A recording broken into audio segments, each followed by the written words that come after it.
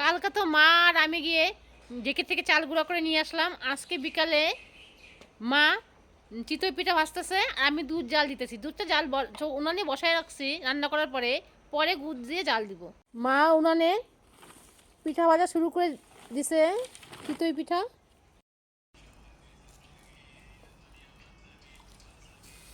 মা আজকে বিকালে চিতই পিঠা ভাজতেছে, দুধে ভিজাবে। এই ভাজার আগেই সবাই খাওয়া শুরু করে দিচ্ছে। মা আর জমাতে পারছে না, যা ভাজছে সবই শেষ হয়ে যাইতেছে।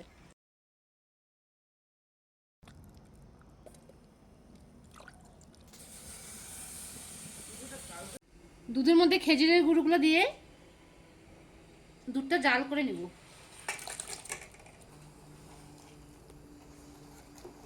খেজুরের গুড় দিয়ে দুধ জাল দেওয়া হয়ে গেছে, এখন নামিয়ে দিব।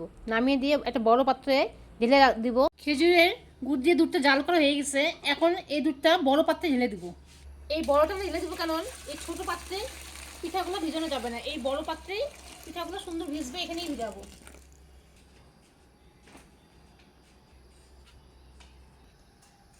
এখন এক এক করে প্রতিটা পিঠা দুধের মধ্যে দিয়ে দিব।